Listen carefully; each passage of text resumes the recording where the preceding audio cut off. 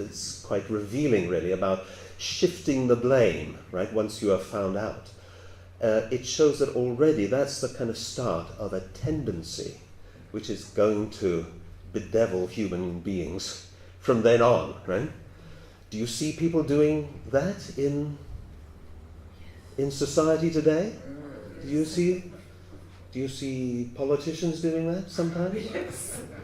Do you see, people who are in responsible positions doing that? Do you find yourself doing that sometimes? Yeah. It's this tendency. We can see it's not good, and that's the amazing kind of revelatory aspect of these stories. It's like it reveals it, and you can feel already, just by the dialogue, what is right and what is wrong, right? You don't need somebody to tell you, right? But it just shows, it reveals something about fallen human nature after this misdeed, right? Which of course gets passed on and multiplied. So both are protagonists here. They deny responsibility. It's like saying, it wasn't me. It wasn't my fault, right? It's pointing the finger somewhere else. Today we recognize, I don't know if you have an expression, this translates into your language, of victim culture. Does that make any sense to you? Yeah. It's a kind of recognized thing where, in society it seems that people take on a role of, I'm the victim, and I'm a victim of, my bad education, my poor lifestyle, not having enough money, being socially deprived because, the government didn't do this or that, or society doesn't do this or that. It's always looking to somewhere else, right, to point the finger, as it were, for my circumstances, why I turn to crime, why I turn to drugs, why my life is such a mess, why I'm so unhappy, right? Of course, it's, I don't like that phrase so much because in society there are very genuine victims, right? People who, through no fault of their own, they're in difficult circumstances. And it kind of blurs that edge a little bit, right?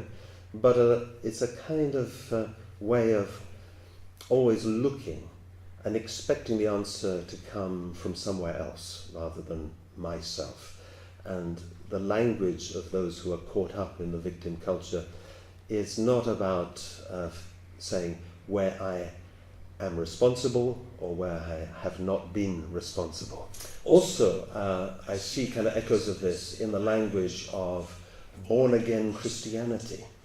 Because even today, there are people who are committing themselves to a life within the Christian tradition.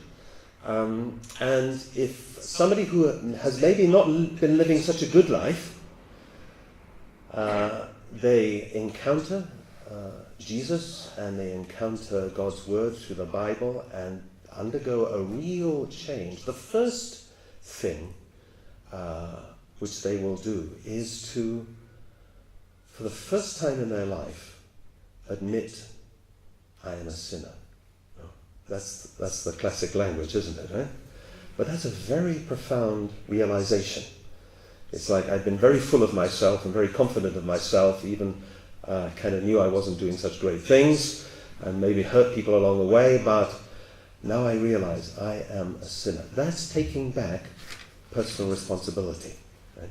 But it's the first stage. We need to go on more than that in our path of restoration. It says here, religions, especially Christianity, have focused on repentance for personal sins, but not for social and national sins so much.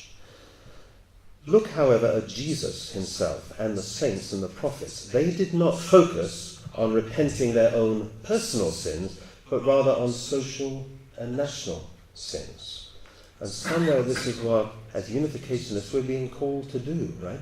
To take some responsibility for social sins, for national sins, for restoring these things, bringing about a proper order and helping others to do that and working with like-minded people. And this is a very noble task, but a very real task, actually. And, it's only with that kind of consciousness that people can do that. the fact that somebody's of a different faith, a different religion, that doesn't worry us. That's a wonderful, it's a positive, right?